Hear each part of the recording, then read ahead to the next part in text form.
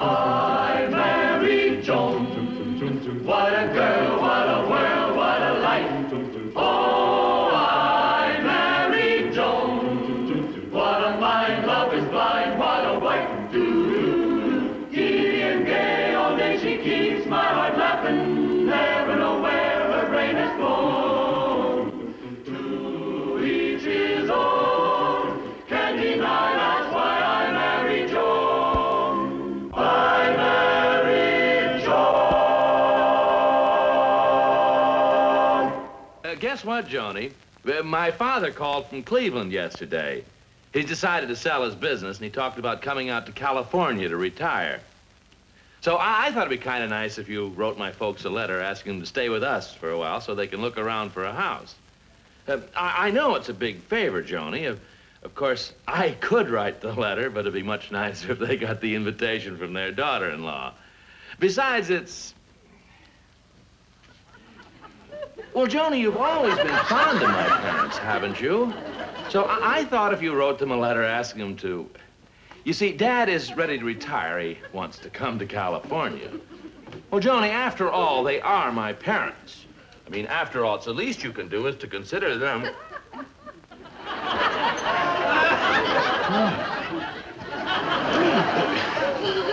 Honey, is something wrong? Oh, no.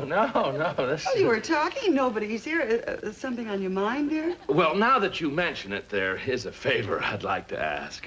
Well, what is it? Joni, I want you to remember, I love you. Okay, now what is it you want me to forget? No. Come on, Bradley Stevens. What's the question? Well, all right. When my father called long distance yesterday, he sort of hinted that he and Mother would like to come out here to California to retire. So, I was thinking, honey... See, why don't I write them a letter and ask them to stay with us until they can find a house of their own? What'd you say, honey? I said, why don't I write them a letter and ask them to stay with us for a while? Oh, honey, you are the sweetest. I tell you. Gee, I should have said I was sending him a telegram. He'd have never gone to work. So, Brad and I just can't wait for you to arrive. Love, Joan. Hello? Oh, hello, Mabel. No, I'm sorry, dear. I can't go shopping with you now. Well, I just finished a letter to Brad's folks, and I got a little behind in my housework. No, I'm sorry, dear. I can't go shopping with you now. I'm sorry. No, dear, I don't care if there is a dress in the window that's size 10, light blue, and half price. I couldn't Size 10, light blue, half price? I'm coming right over, Mabel. We'll go together. Half blue, light price, size... Joan! Oh, sis! Joni! Gee, I guess my sister isn't home, Tom. Well, we can go for a drive some other time, Beverly. Goodbye. Oh, no. I can leave a note for Joan. We can go. Golly, you sure are anxious to go for a drive, Bev. You must be very interested in those twin carburetors I installed. Yeah, that's it. I'm just wild about twin carburetors. Look, Joni's written a letter to Mom and Dad. I guess she forgot to mail it. Well, why don't we mail it for her? We'll be passing the post office. Good idea. I'll address the envelope. Retire. Gee, my dad's gonna retire, and he and Mother are coming out here to live. Isn't that wonderful? Yeah. Oh, it'll be great having him here. And after all, Tom, one of these you might like to have a talk with my father. What for? Well, there might be a question you'd like to ask him. Gee, do you think he knows anything about twin carburetors?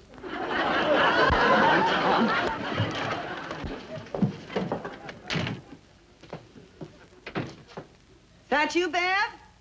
Yeah, Tom. Get my note, sis? Yeah, did you and Tom have a nice drive? Yeah, it was real romantic. Tom took me over by the lake, parked beneath a beautiful oak tree, turned off the motor, got out and polished his car.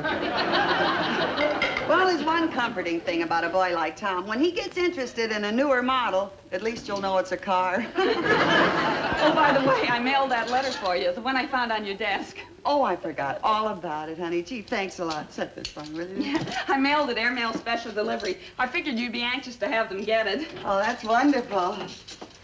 I couldn't help reading what you wrote, Joni, about Pop retiring. Won't it be great having Mom and Pop here in town? It certainly will. Say, which Mom and Pop are you talking about? Which Mom and Pop? Why, your Mom and Pop, my Mom and Pop. We're sisters, remember? Beverly. Tell me that you didn't send it to him. But I did. No, tell me that you didn't. But, Joni, Please tell me you didn't. Okay, I didn't. Thank heavens. But I did. Don't say that! Beverly, you couldn't. You couldn't, honey. You see, that letter was for Brad's folks. Brad's folks? Gee, and I thought I was doing you a favor. Brad wanted me to invite his folks. Instead, I invite my own. Boy, am I in the doghouse. Joni, I'm home. Where are you? I'm in the doghouse. Hi, Bev. Where's Joan? Oh, hello, lover. Joni, what's up? Well, nothing. Do you remember this morning when I said I'd write a letter to your folks and ask them to stay with us for a while? Yes. Well, I wrote that letter, Brad. What happened was all my fault. What's that? Well, when I finished the letter, Mabel called. So don't blame her. It was my fault. Well, what happened? Well, she said it was size 10 light blue and half price, so I rushed along. And when I came home, I found it, so don't blame her. Blame her for what? What happened?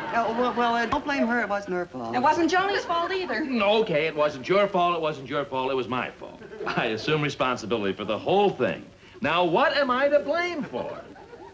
Well, the letter that I wrote to your folks, she sent to my folks.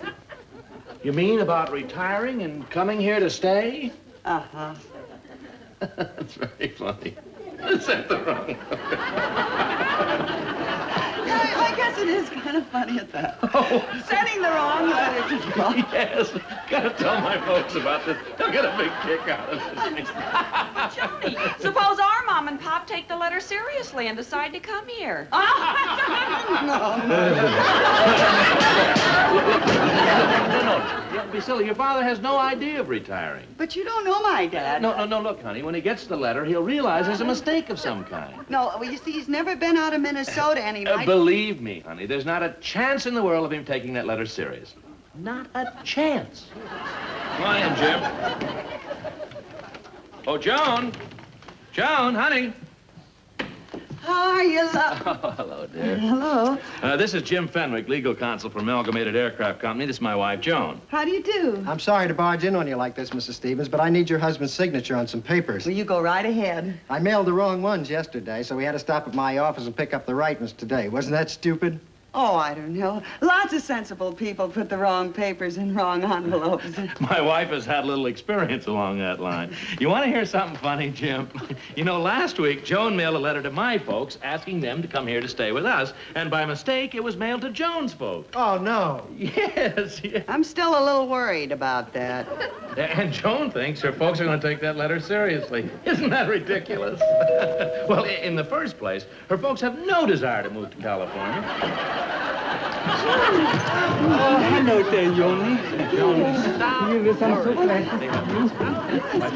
Approach these things logically. You know what I mean? Brad. Because, excuse me, Jim. I'm telling Jim all about the, where was I? Oh, yes, I said, Joan, the odds are 100 to 1. Brad. Joan. Honey, there are some people here I want you to meet. Hello, Bradley.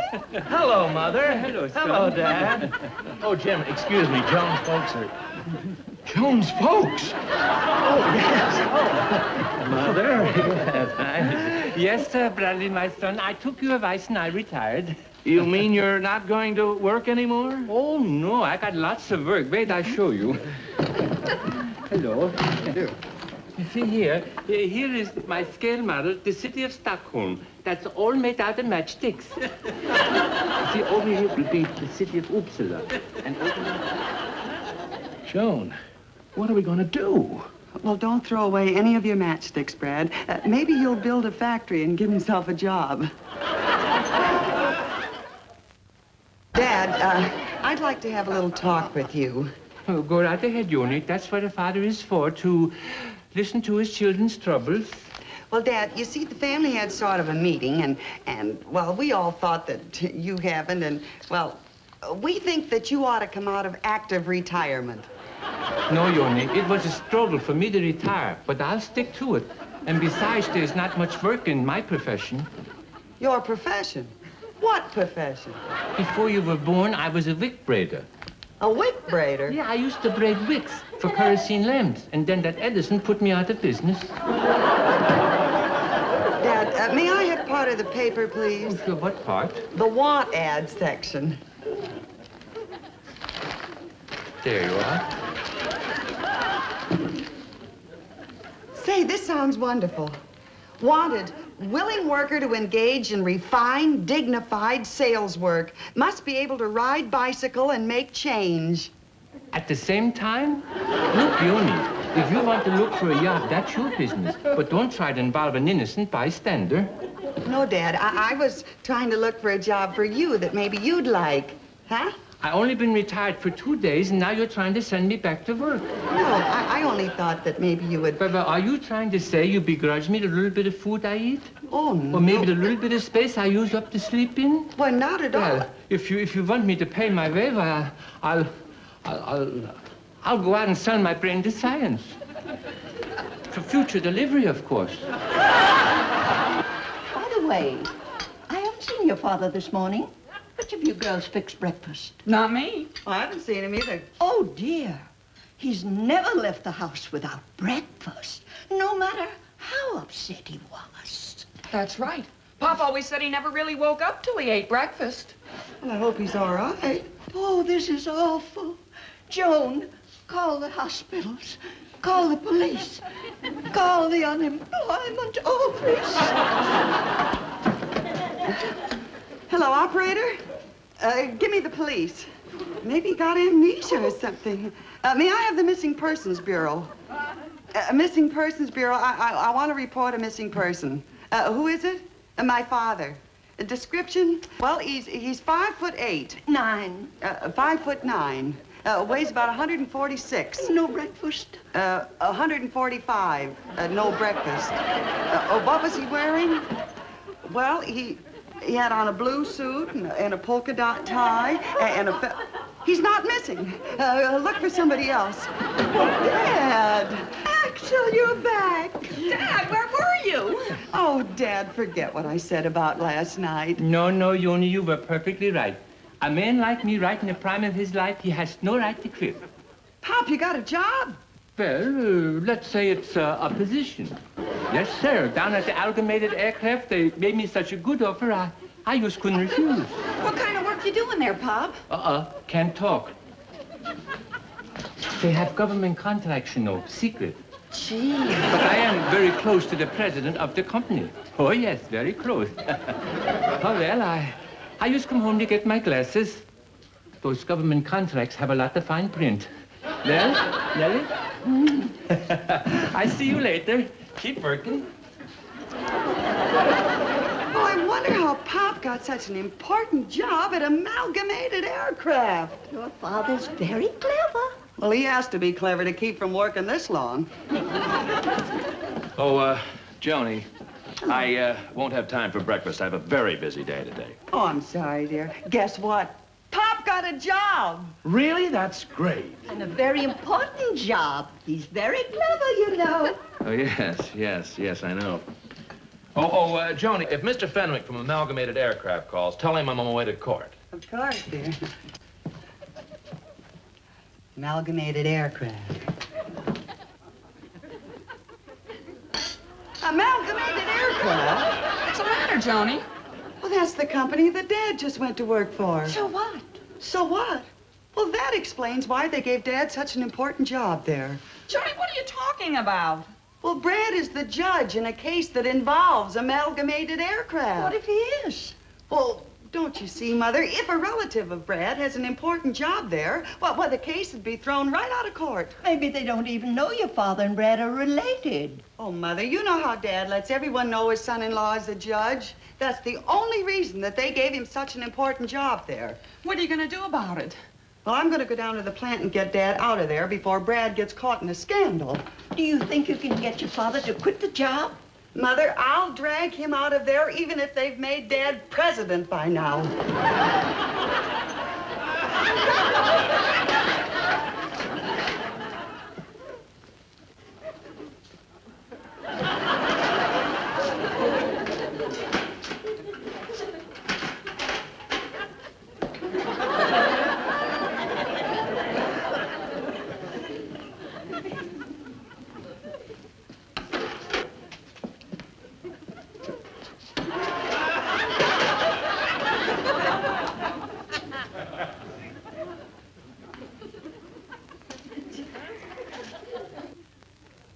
Dad.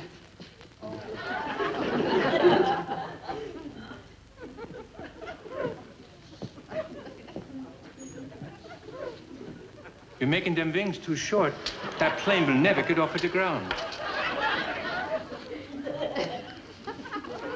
Oh, hello, Yoni. I was just keeping an eye on things. But these fellas, they keep making the wings too short. Well, never mind that, Dad. You're coming home with me. Oh, but how about my job? No, you're quitting. You're going back into retirement, and I won't take no for an answer. Okay, then I'll give you a yes. I quit. Good. But I proved I can hold a steady job. I've been here over 3 hours straight. That's wonderful. Wait, there's Brad. Brad? I don't want him to see you. Quick, I don't want him to catch you working here. I don't care if he sees me working. It happens to everybody once in a while. Now, this is our planning room, Judge Stevens, where we create our new models. Well, Mr. DeMuth, I'm very impressed being shown around the plant by the president. Oh, not at all. That gives me an opportunity to thank you for that work on those papers. Well, nothing at all. Changing the name of a corporation is a routine matter. All the new papers are in order now, Mr. DeMuth. Good.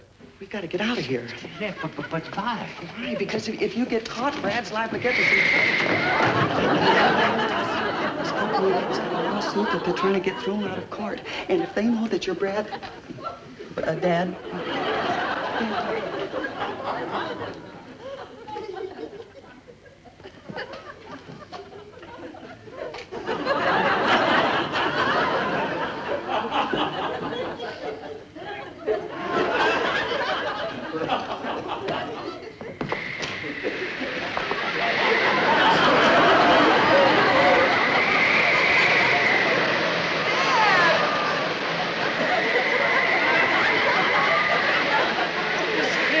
California weather, so changeable. Dad, you're in a wind tunnel.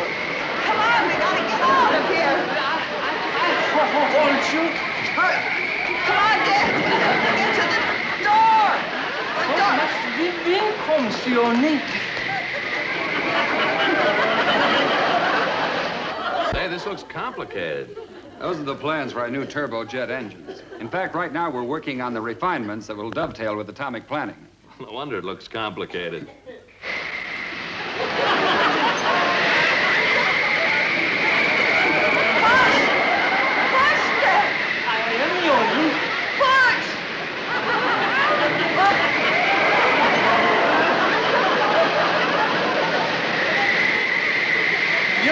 Yemeni, Yoni. That plane was close. If it was any closer, I would have been the co-pilot. Dad! Dad!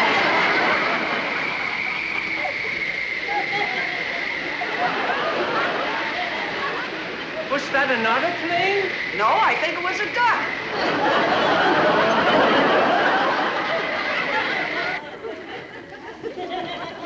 Oh, and this is our wind tunnel, Judge Stevens, where we test our models to see how they react under stress and strain. Bet it gets plenty breezy in there. Oh, yes, winds over 500 miles an hour. Any imperfections in the model would disintegrate immediately. Oh, incidentally, we have a test scheduled right now on E46. Would you like to watch it? I certainly would. Yeah.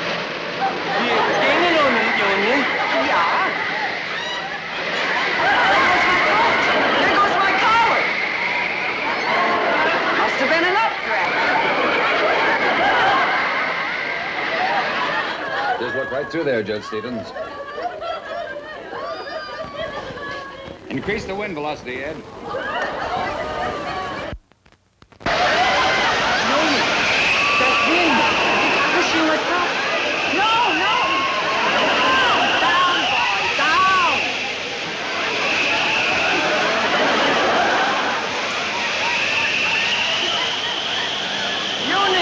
Look, we're flying. And we're doing it the hard way. No plane. How are we going to get out of here? Calling the control tower. Calling the control tower. Johnny, please don't fire it. I'm trying to stay in formation, Pop, but I'm losing airspeed. I think I have to refuel.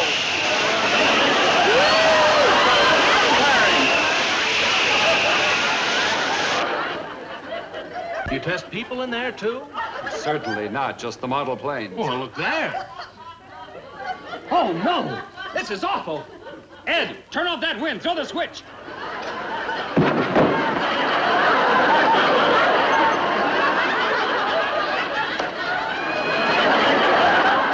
Joan, Dad. Joan, are you all right?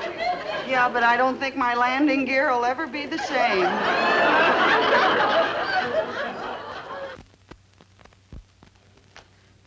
Gee, Joni, I wish I'd have seen you and Pop in that wind tunnel. Oh, it was awful. Now I know how that sparrow felt when he got caught in a badminton game. Hello, honey. Hello, dear. Joan, look, we got a letter from my father. Well, when's he going to retire? Well, he's not. He couldn't stand the idea of being idle, so he's not giving up the business after all. He says a man should keep active and keep working. Not our Pop. He's back in retirement. Yeah, I wrote the right letter, but I retired the wrong father. Where's Dad now? He went down to the unemployment office to complain about his records not being here yet. I'll write to the governor. No, the president. They can't do this to me. Well, Pop, what's the matter? I'm a citizen. I don't have to take this. Axel, what happened? Yeah, Pop, what's up? Oh, those dumbbells down at the unemployment office. Well, Dad, tell us. Well, every year for the past 10 years up in St. Paul, I filled out my unemployment card. For my occupation, I put down wick braider for kerosene lamps. There was no call for wick braiders, so I was safe. And now along comes some nitwit, and he's going to make antique kerosene lamps, and I have to braid his wicks. I got a job.